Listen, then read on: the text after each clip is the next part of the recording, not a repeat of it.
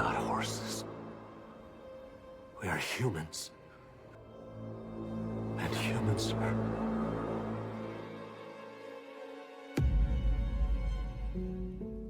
Are you hungry? Man, you look sick as a dog. Bet you need some medicine too, huh? Why are you sitting here all curled up, alone by the bus station? Can't handle your wife's nagging or your kids nonstop crying? They're hungry too, maybe even sick, right?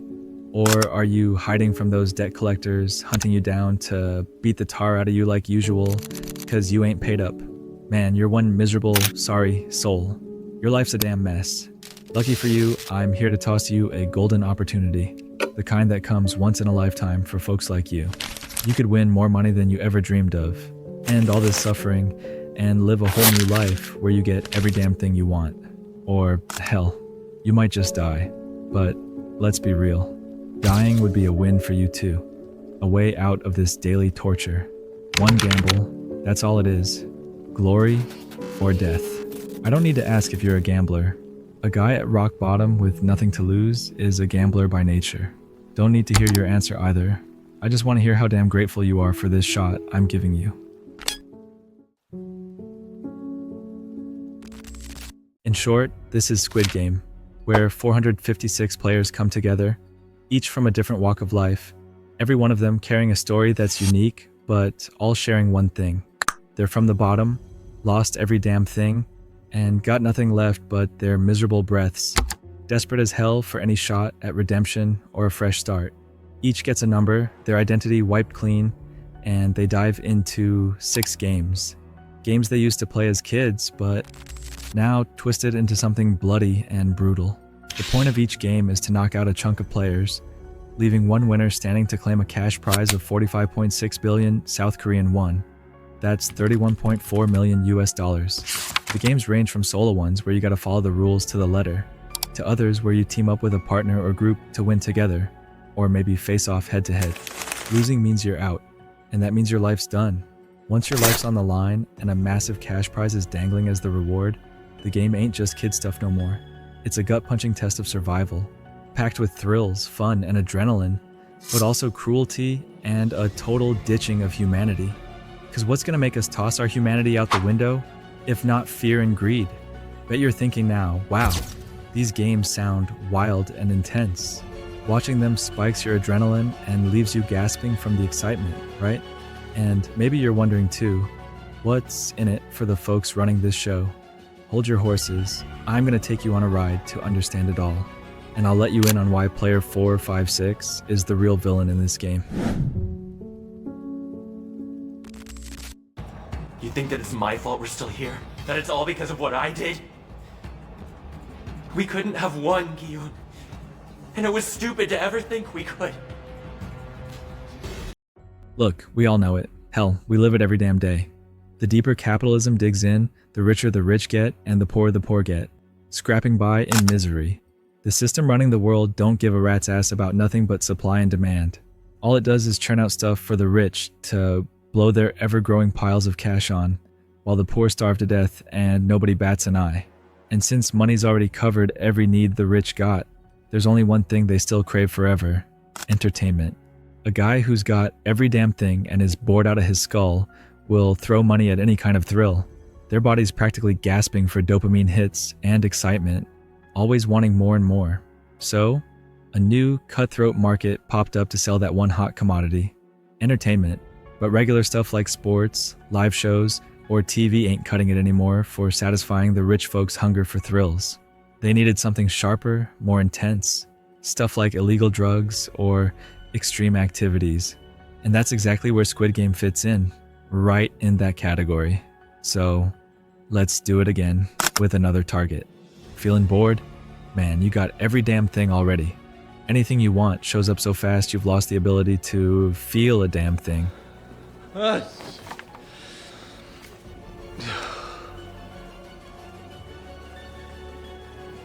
Bet you're itching for some excitement in your life, huh? Something sharp that'll shove you to the edge of your seat so you can finally feel something other than boredom. You're sick of them entertainment shows and all them cheap thrills. You want something real. How about watching folks compete in some games, going head to head? We'll give them a reason to fight, cash, and will put their lives on the line. Every game turns into a deep, dramatic, human existential ordeal. We get to watch people scrap like wild animals in the jungle, dodging death and chasing money. I don't need to promise you this will be the most fun you've ever had. Someone like you, fed up with boredom, would pay any price to feel a spark of excitement again. And you sure as hell ain't got no moral hang-ups about watching people in these kind of situations. I don't need to hear your answer. I just want to hear how damn thankful you are for the thrill you're getting from watching this raw, unscripted, primal epic from the front row. So, there you go. The players get what they want. One last gamble. The rich get what they want. A raw, entertaining show that gets their blood pumping. And the organizers? They're raking in profits from this slick, consensual game. Everybody wins. Except for one little hitch. The glitch in the matrix. Humanity and morals. You might be wondering what role something like humanity or ethics plays in a cutthroat capitalist system like this. One built on profit, rewarding winners and the rich, while ditching losers and the poor. The answer's clear as day and brutal as hell. Those things don't have any real impact here. Plain and simple, if morals or human decency spill out of the games and reach the organizers, the audience, or push the players to rebel against the game, it'd be the glitch that screws everything up, breaks the whole system, and stops the money from flowing. Maybe morals show up in small moments inside the games themselves. Some folks try to be kind, help others, or hold on to their principles in the middle of all the chaos and blood. Some refuse to betray a friend, hesitate to push their opponent toward death, or even show a bit of compassion when nobody asked for it. But does that change anything? Does the game stop? Do these faint glimmers of humanity get rewarded? Nope, not at all. In this system, morals ain't nothing but a romantic sideshow. Human moments that catch the camera's eye and dazzle the rich viewers, but they don't mean squat in the ledger. The kind die, the loyal get betrayed, the hesitant get cut, and the just get trampled under the survivor's feet. And the survivor? More often than not, they ain't the purest, just the smartest, or the boldest. The game ain't built to reward the good or punish the bad. It's just there to put on a hell of a show. But, without meaning to, it did more than that. It stirred up all kind of deep philosophical and social questions, some real heavy existential stuff, and stripped people down to nothing but their raw instincts. Morality in this game? It's just a pretty choice, no practical use, like a commercial break before the next bloody climax. It's so damn thrilling and messed up that some of the game's organizers or rich viewers even jumped into parts of it themselves, wanting to feel that rush, with extra protection, of course. One of the most gut-punching, brutal things about the game is how it deliberately rips away humanity. Nobody's called by their name, they're just a number, 1 to 456, reduced to a stat or a horse in a betting race. The guards running the show all wear the same uniform and masks, acting like emotionless robots. And if humanity ain't stripped away in some moments, it's humiliated in a way that'll make your blood boil. You don't know who you'll face in each challenge. Could be an old man who can barely stand, a pregnant woman scared for her unborn kid, or a kind-hearted young guy who still believes the world's fair. The game don't care. It won't give you time to think about mercy or room to make noble choices. If you want to survive, you gotta take them out, end their lives. That's where the real insult hits. You're forced to become someone you ain't, to survive at the expense of folks who don't deserve to lose. You're made to look an innocent person in the eye and kill them, not because they're your enemy, but because they're just another opponent in a system that don't recognize mercy.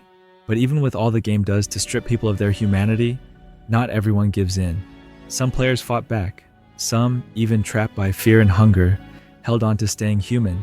They refused to just be numbers or turn into cold-blooded killing machines. From what we've seen, two opposite cases tackled this moral mess. First, there's the front man, the guy running the game, who we later learned was a player himself back in the day. At some point, the higher-ups gave him a special chance, a knife, a locked room, and real criminal opponents who'd done unforgivable things in the game. He didn't have to compete with them, just finish them off while they slept. The system made it easy and clear. Here's the bad guys. Kill them, and you'll win without getting innocent blood on your hands. He did it. He killed them. He won. But it wasn't till later he realized the game was testing something else. How well he'd follow orders when they were dressed up as justice. Despite the tension and hesitation gnawing at him, he ended up stabbing them all and winning, only to become empty of any feelings or faith in people. He started seeing humans as nothing but greedy, evil horses in a race for cash. The game weeded them all out, save for one whose life got better. So he bought into the system, embraced its logic, and got picked to run the show. On the flip side, there's player 456. From the perspective of the game's bosses and the rich folks watching, he's the real villain, the one threatening the whole system.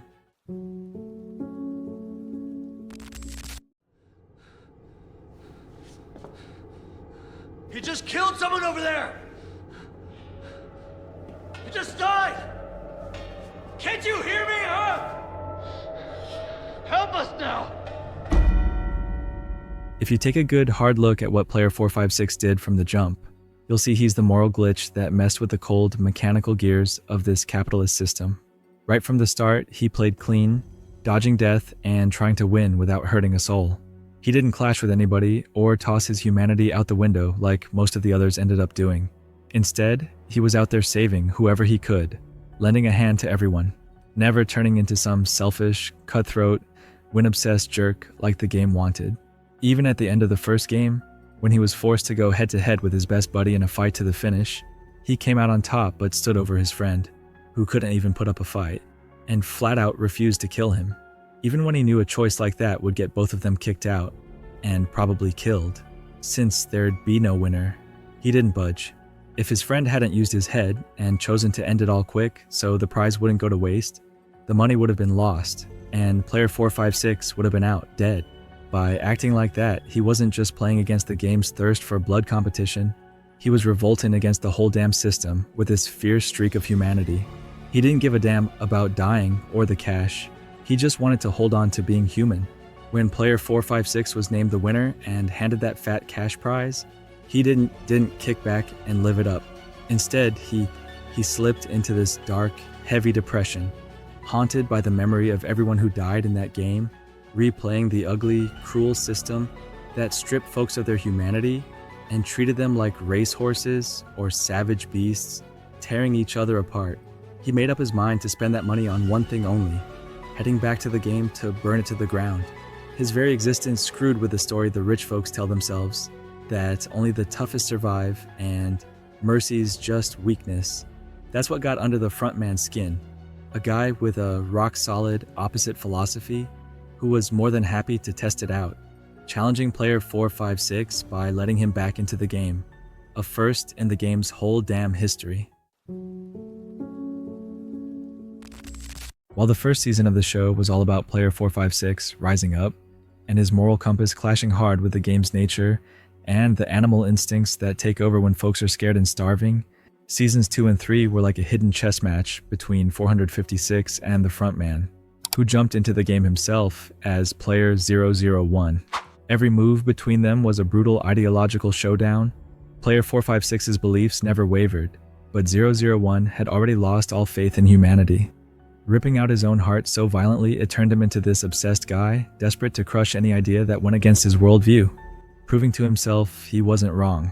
Early on, 001 might have gotten the upper hand when 456 tried to take down the game's system by leading a rebellion, rallying players to steal the guards' weapons and wreck the whole operation.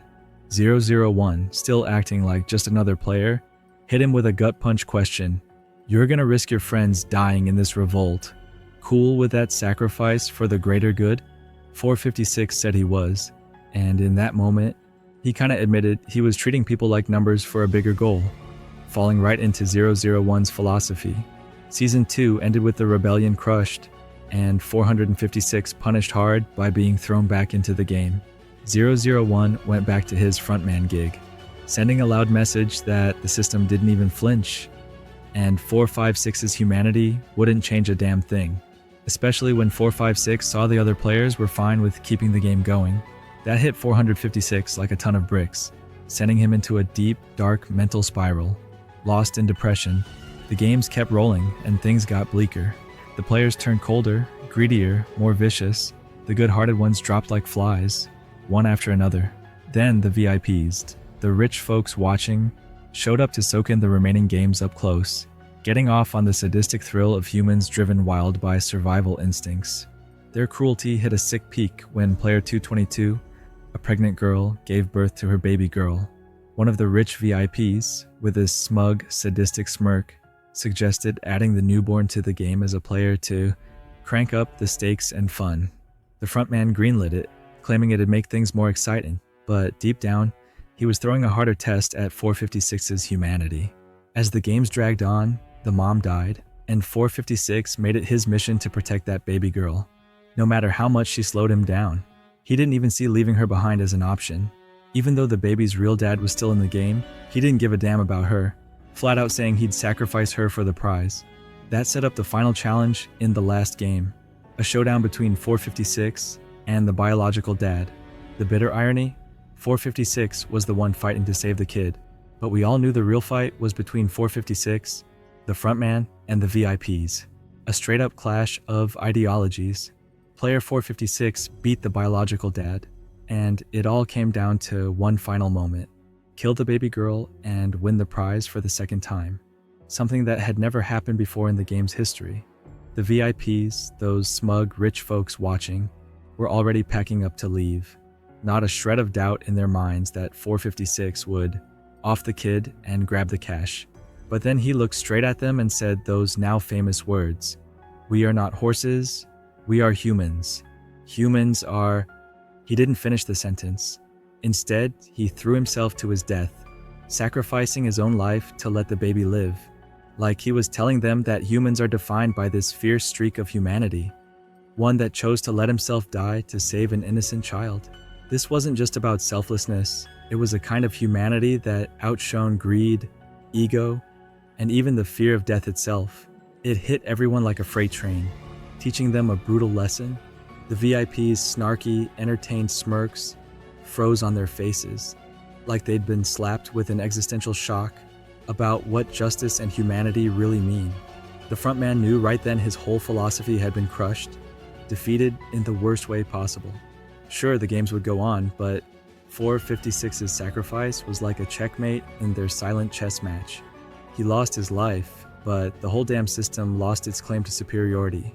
For the first time, death wasn't a loss, it was defiance. He wasn't just 456 anymore, he was Seong-gi-hun. Before the third season dropped, all kinds of fan theories and predictions were floating around. Most figured Seong-gi-hun would either lose that ideological chess match against the frontman or win the game again, only to turn into a VIP himself, or even the new frontman, keeping the game's cruel machine running as a shiny cog in the capitalist wheel. It'd be a blunt, stinging message about how pointless the world is and how humanity's doomed to fade away. To be honest, I almost bought into those theories myself. Hell, I even cooked up some similar ones in my head. Why? 'Cause they felt so damn real. Like they were ripped straight from the ugly truth of life. Let's not kid ourselves. Evil usually wins. That's just how it goes. Evil always seems to muscle its way to the top, with only faint flickers of justice or goodness that barely shine before they're snuffed out quick. But then I thought about it more, and I realized that if those predictions came true, they might have crushed the whole point the writer was trying to get across with this story. It's supposed to be a sharper, truer reflection of reality. Yeah, capitalism and oppressive systems are running wild, but resistance still exists. Even if it doesn't make a big, obvious dent or change the game outright, it never completely dies out. If Seong-gi-hun ended up joining the system, it'd make things so dark it wouldn't even feel real anymore. Especially when you look at Seong from the start. His convictions were rock solid, unshakable. No matter what hell he went through, he never showed a single hint of swapping ideologies. His embrace of humanity was so intense it could feel almost reckless, even naive at times. If Seong changed after all that character building, it'd be like the writer admitting to some grim, pessimistic view of life that doesn't quite match reality. Or worse, it'd mess up the whole philosophy of the show, undoing the deeper meaning it was trying to weave. On the flip side, some folks went so far as to practically worship Seong-gi-hun. treating him like some kind of saint. They never doubted for a second that he'd cave and become part of the system. They called him the Squid Game Messiah, or the Savior, and I gotta say, I didn't disagree with them too much. Seong's just one guy, standing alone against this brutal capitalist machine, not giving a damn about his own fate, almost like he's tapped into some higher power, guiding him to fix the world and wake people up from their apathy. But where I parted ways with those fans was on how much change Seong could actually pull off. Let's be real, he ain't Jesus, and there's no divine hand steering him through this mess. Plus, the writer made damn sure to set up some hard rules in this world, telling us straight up that systems crush individuals, greed drowns out nobility, and people get ground up in the name of the system or money. The writer didn't sugarcoat it or try to sell some fairy tale where good triumphs. From the jump, he admitted the game would keep going, that its absurdity is part of our reality, and its existence don't depend on anyone's will. The game's a symbol of the world as we know it, a place ruled by capitalism, propped up by militarized violence. That's why I didn't expect Seong to be some grand savior. If he was, the story's logic would have fallen apart. Like I said before, I also didn't think he'd join the system either. My own expectations were more cautious. Maybe he'd win the game, but refuse to bow down, losing this round, but keeping the bigger fight alive in some open-ended, symbolic way, showing humanity's still out there pushing back against capitalism's greed. But when I saw the ending that wrapped up Seong's journey, my whole view of the conflict shifted. In my opinion, the ending was smarter than any of the fan theories.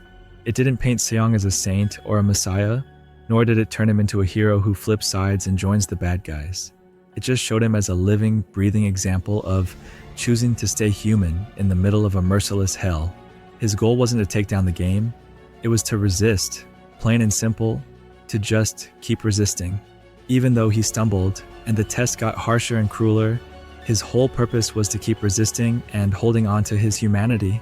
Sure, he tried to rebel and change the system, but he failed, plain and simple. His reason for being there was just to resist, nothing more.